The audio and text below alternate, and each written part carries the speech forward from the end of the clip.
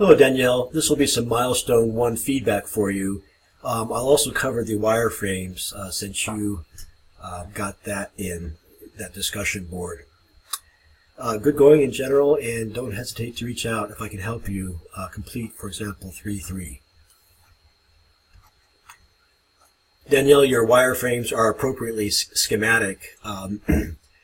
It's interesting that here you have the navigation scheme in the middle of the page superimposed over images. How would this work in secondary pages? For example, when you got to the About page, would these 3 navigation choices still be in the middle of the page, or would they shift somewhere else? You probably want to keep your navigation in the same place. And for that reason, I would recommend an arrangement like this, where you have the logo or the home, and then you have the 3 links. I think this is a manageable amount of links to complete by the end of the term. In terms of use of imagery, I like that you've used maybe a single large image per page, and it looks like you've indicated that the image would bleed from left to right. That's cleaner than applying borders. Be careful of these little white interstices. Probably better to indicate that things butt together, or try to arrange things so they butt together. I mean, you could consider a navigation that runs down the side of the page, because your navigation is really short. You've got these 3 links, and it probably wouldn't get truncated or require much scrolling. So go ahead and consider that too. Know that the eye falls right here first. Upper left is where the eye falls first. Studies have shown this. And then there's sort of a clockwise movement. There's also conjecture about the eye traveling sort of an F-shaped pattern too. But this corner is pivotal. I would put something essential in there, probably the logo and the home button. Good job on the wireframes, though. They are suggestive rather than explicit. You may want to make a dummy page, though, that does use imagery in your logo. I find that presenting things like this to clients, schematic diagrams, they make sense to us as designers, but sometimes a web page, static though it might be, that has imagery and other visual assets from the client is most useful in presentation. Danielle, I think there's a little bit of confusion, and it may become clearer to me as well as to you once you're uploading files. Are you having difficulties uploading? It's normal, and you're not alone. So if you need help, reach out. The rubric is, what do you call it, binary. There are 2 questions they ask. One is, does your submission include a sitemap? And it does. You have this branching diagram. I hope it's clear to you. Now, I think there's a little bit of confusion here. It might be better to organize your sitemap hierarchically. So you've got the home page, which should be up here, maybe center, and then have these secondary links, things like our family, order now, vision, or mission statement. They might be the same thing, all on the same level. This is a very ambitious number of pages to complete.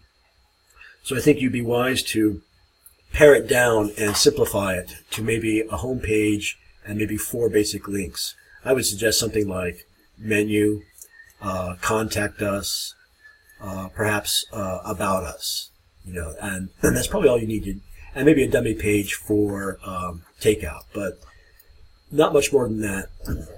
Then I see your file management. I'm assuming you have a folder named GRA310. Within that, you've got 2 folders, one for the media. You've included brand style guide in there. I guess it is a digital asset. Why would you want to include that on a restaurant website, though? Just curious.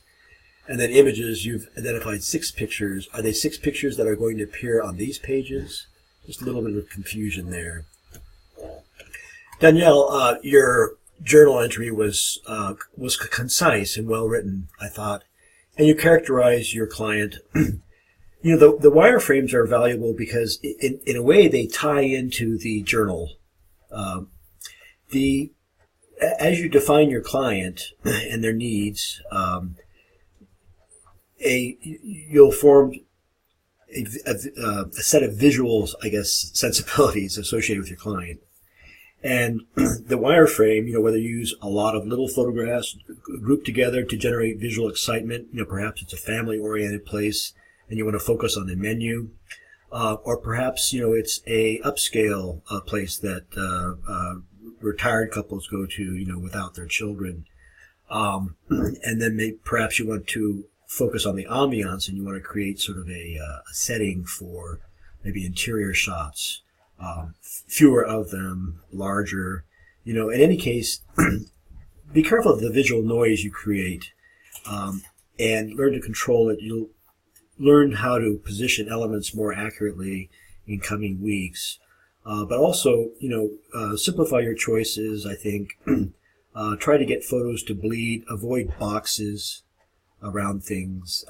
Anything that introduces that white lattice work, which can be kind of annoying. So just some visual suggestions that tying in your wireframes with actually, yes, your market research and planning. Know that there are some technological tools out there, and there are some resources that are free, such as the U.S. Census that will give you demographic information. There's Nielsen. There's also Google Analytics. And Google has many, many tools for analyzing things. If you're a fan of YouTube, you can sort of refresh yourself with some approachable tools for designers just by looking at your YouTube site using some of Google's tools that are built in. And I do that. It's kind of interesting. But there are tools. Know that there are tools out there that are approachable for designers like us. Now, Danielle, I was concerned because in 3.3 you show evidence of having uploaded your web page, and I know that you had done that. So I dug around in last week's or the week before last assignments, and I see that you have this URL, and you have a folder for GRA 310. That's all bodes well. I'm looking at the code. I'm using, by the way, Safari for the Macintosh, and I can view the source code by splitting the window. It's up under Develop, View, Source, where is it? Show Page Source. All browsers have a feature like this, and I could even live edit if I had, you know, user ID and password. Well, no matter. The rubric for 3.3, you could submit this. That's what I'm urging you to do. If you had applied maybe the color, one of the palette colors for corporate palette colors for Pasta Amore, you could submit this for 3.3, really. You've got commenting on here. I hope I complimented you on that. I see that you've got an A on this. So, oh, and by the way, this script, I may have mentioned it in feedback earlier, but this is a script that GeoCities places dynamically on your page. And it is to make your page visible and searchable. Here's something else that GeoCities places there too. It's the price for hosting or getting them to host your site for free. All right, so you are able to upload. That bodes well.